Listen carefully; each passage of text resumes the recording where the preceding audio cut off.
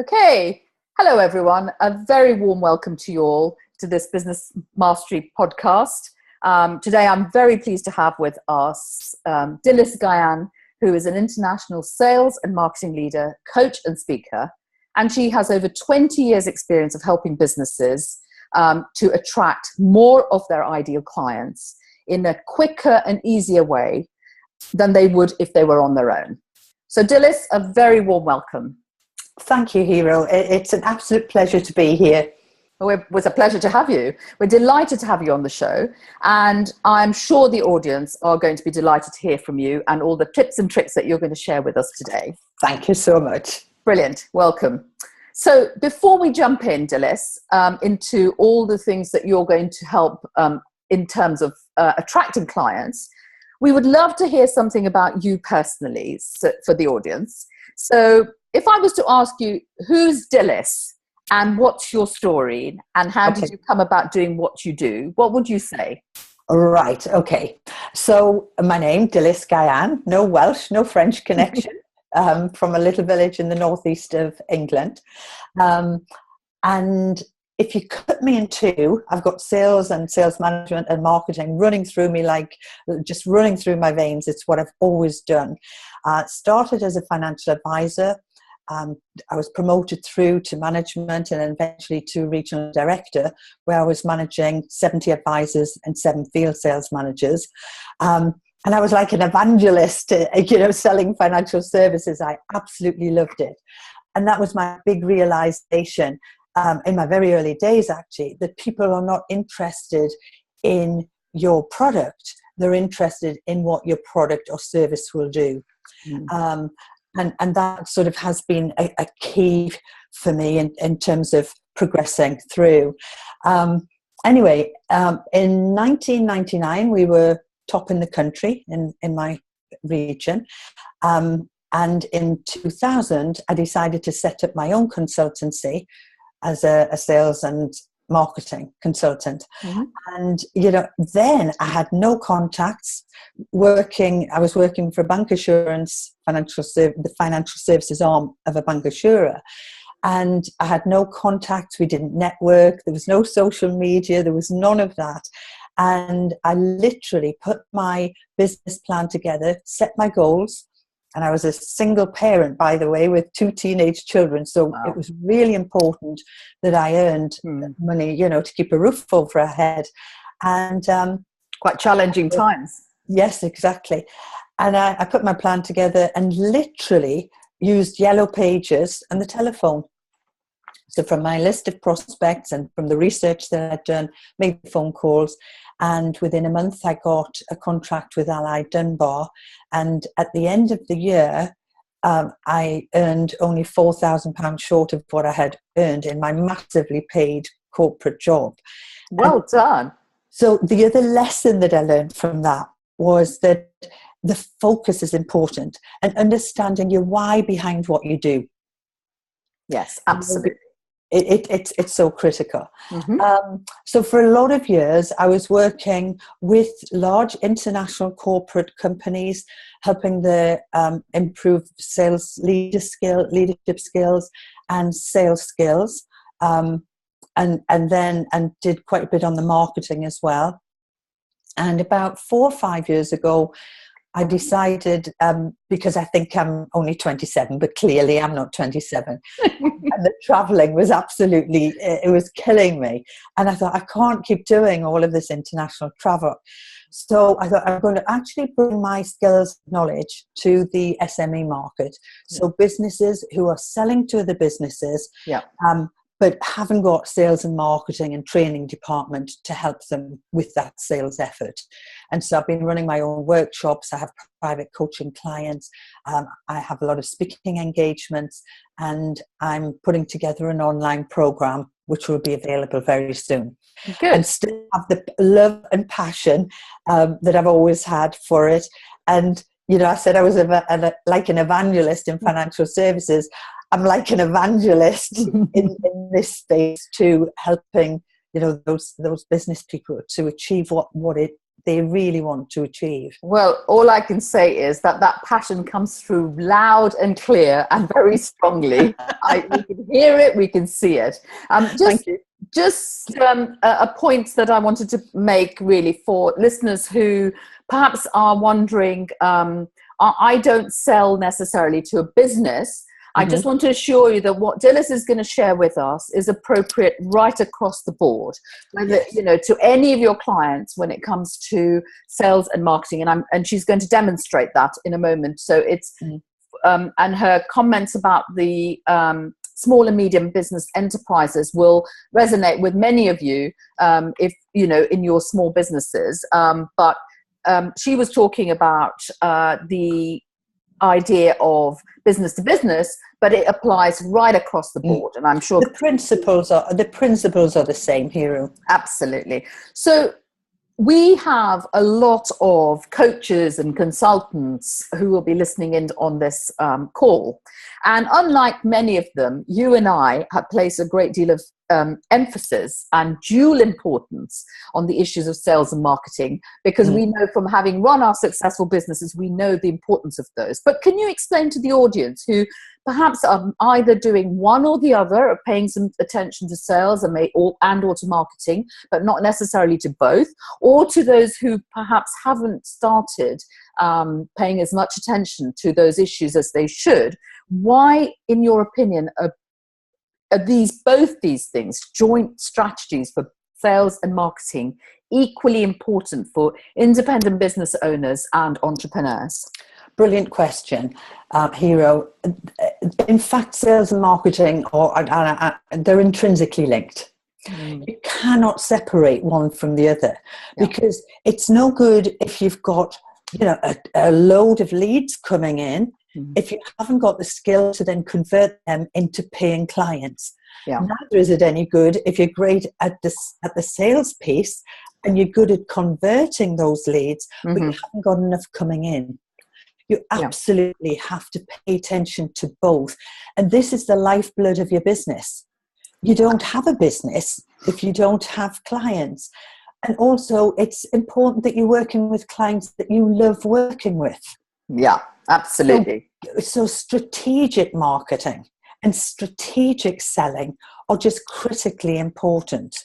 And how would you differentiate between marketing and strategic marketing, or sales and strategic sales, just for people who may not necessarily understand that distinction? Right. Okay. What I see very often, Hero, is business owners who will be involved in a lot of tactics. So they read about,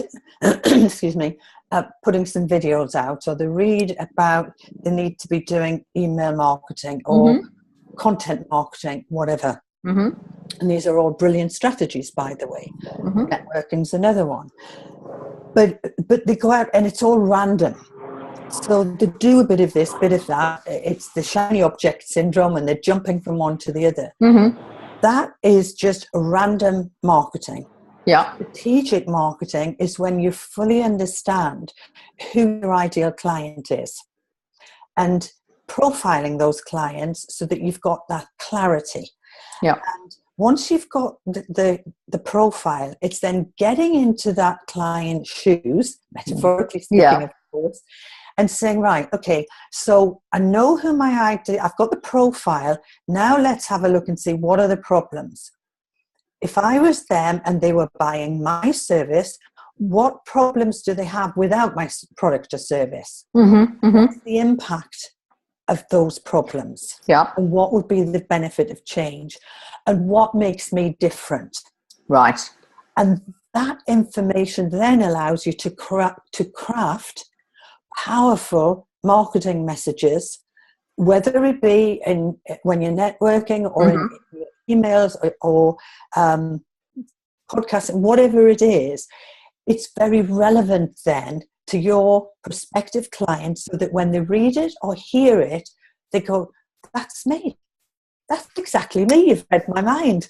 I need to talk to you and I need to hear more. Right. That's the difference. And then also, once you know who your ideal client is, go out and find them in the places where they're hanging out. So just as an example, LinkedIn.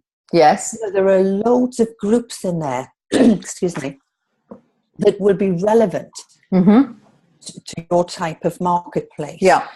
And if you're networking, go to places where your ideal clients are, or make sure that when you go networking, that you're very clear about who you work with.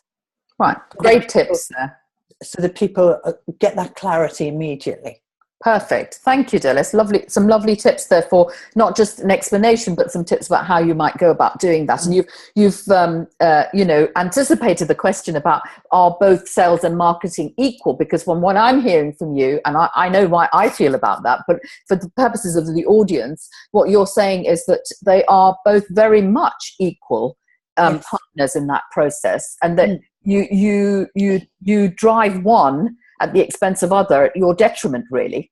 And it's about knowing the steps of the process. Yes. I'll just give you a quick story here about my father, who was in business, and he was an expert in what he did, real expert. He didn't know the steps of how to attract, i.e. marketing, and to sell to clients. So he ended up, in fact, going bankrupt because he was working himself to death, but he wasn't getting the results he wanted because there was no strategy behind what he was doing.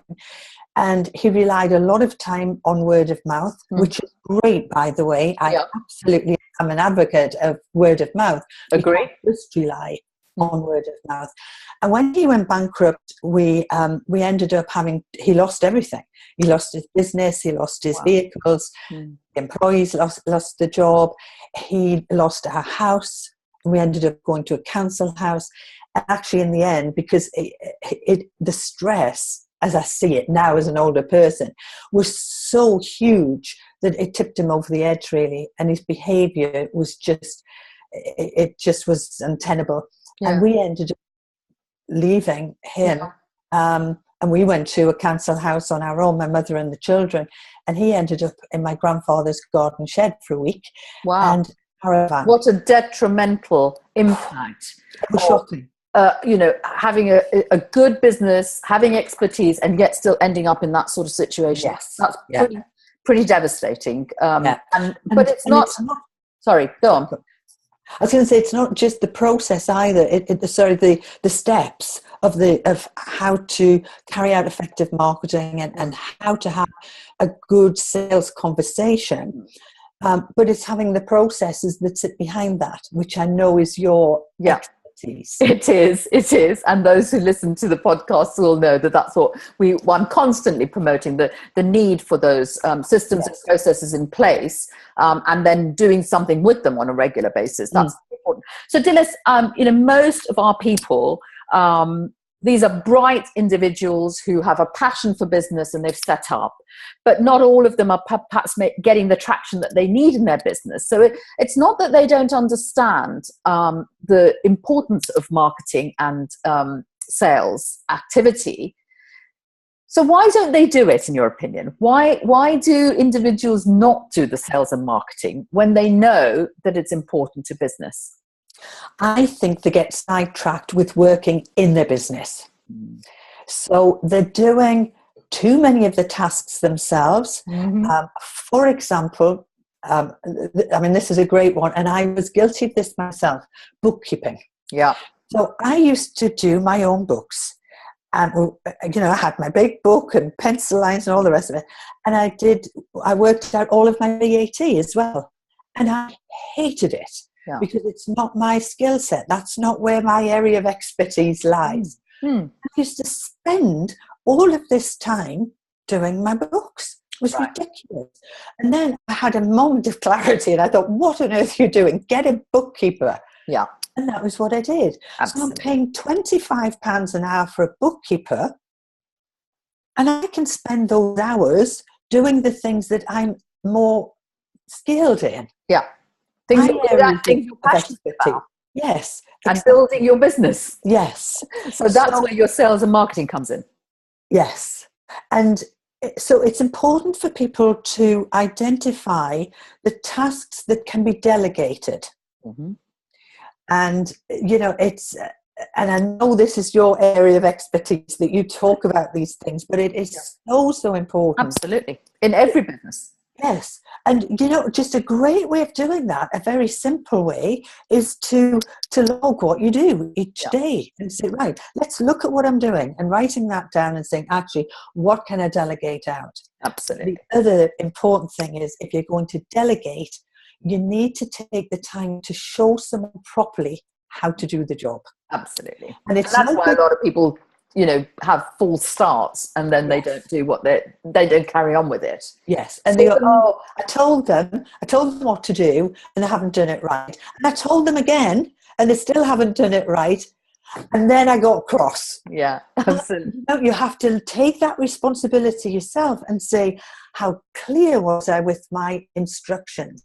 And a real big tip I would give you, your viewers, is write down, or get the person who you're delegating to write down, or give them a process sheet. Because once you've got that one process written out the way you want it, then it's very easy for someone to be able to follow it through. Because I'm a great believer, no one gets up in the morning and thinks, I'm going to do a bad job here, and hope that the person who's employing me or is managing me or whatever is cross with me. Yeah. Because I haven't done it correctly. So this applies whether you are outsourcing to someone or whether you have employees in your business.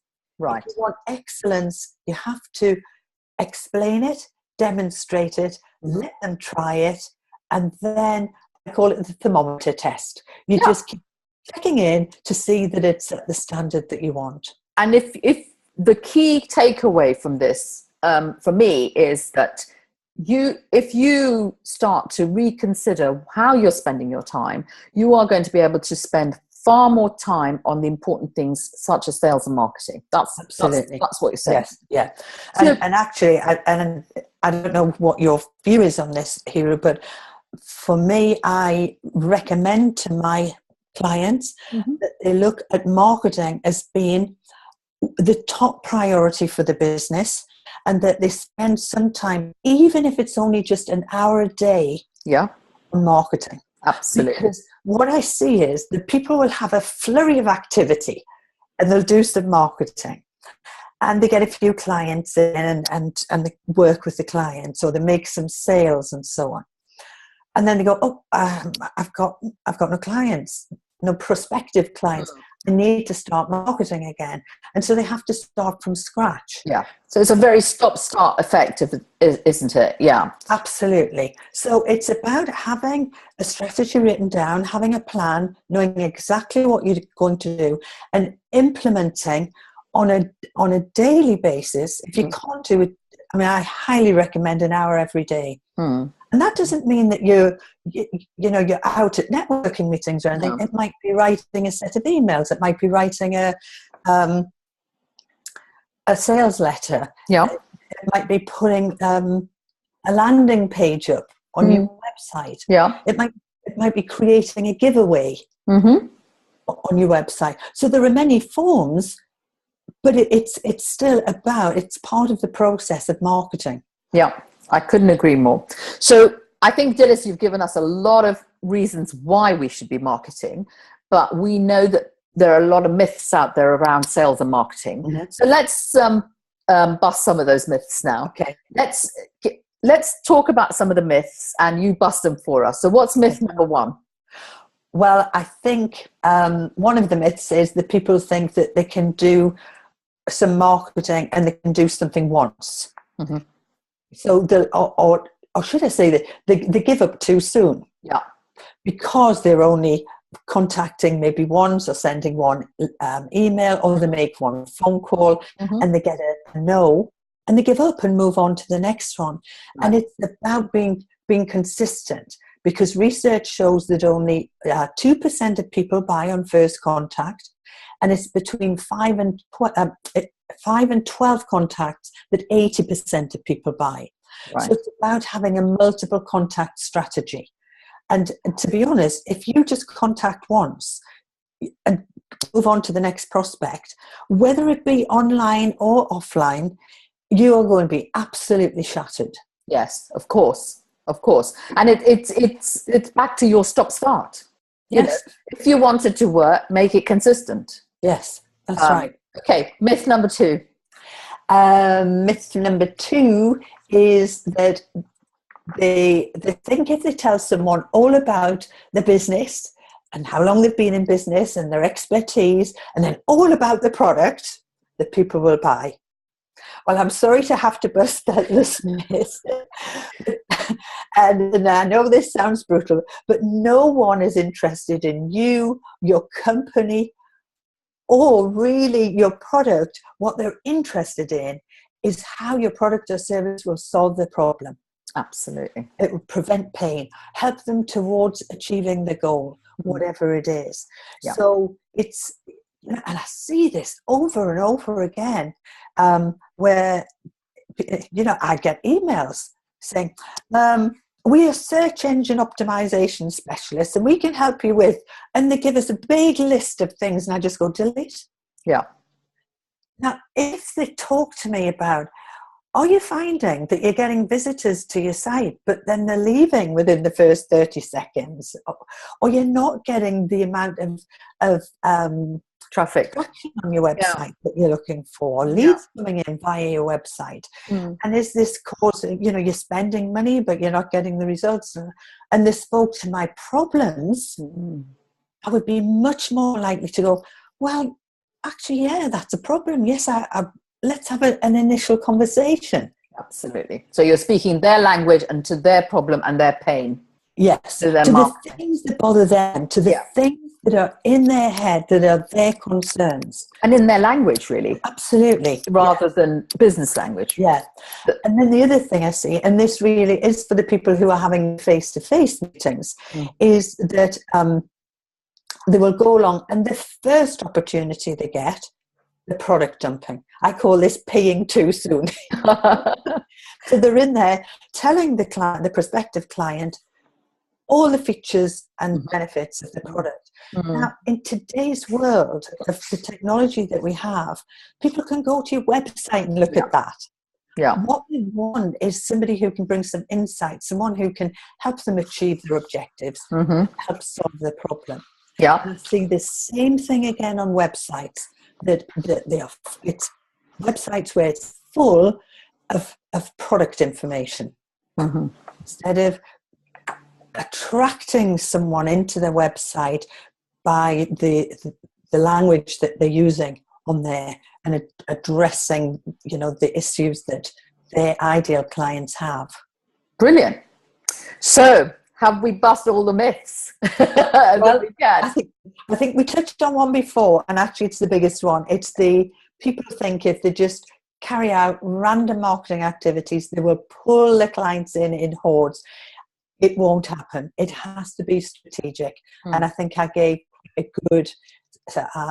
some good insights into what strategy looks like earlier on. You did indeed. Fantastic. Myth busting there. Thank you. So, Phyllis, or Dylis even, sorry. It's okay. I get called a variety of names. My apologies. It's okay. As you know, my community is made up of both the online as well as the bricks and mortar community. And some of them may be sitting there thinking, whilst they're listening to this podcast, do the same marketing and sales strategies apply to me as online as opposed to bricks and mortar, or vice versa? What would you say to that? Absolutely, 100%. There are some, there are some anomalies, that there are some sort of distinctions between the two, but the basic principles are the same.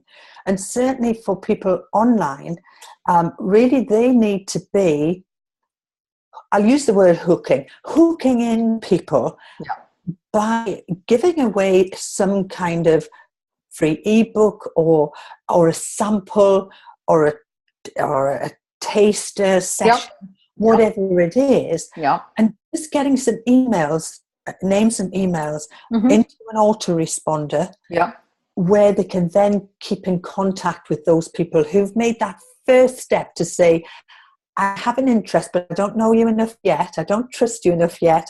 So by keeping in contact and providing some valuable information to them, they start and grow that trust, and then they can start and position their purchases. So actually what we're saying is there's no excuse, irrespective of whether you're an online or a bricks and mortar business.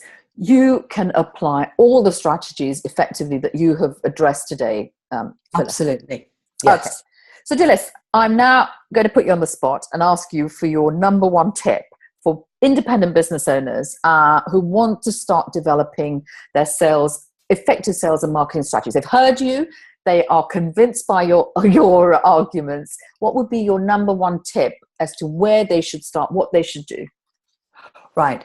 I think it has to go back to what I said before about understanding who your ideal client is, getting in their shoes, and getting that message a relevant message that will resonate with your ideal clients. Mm-hmm. And then expose yourself, metaphorically speaking.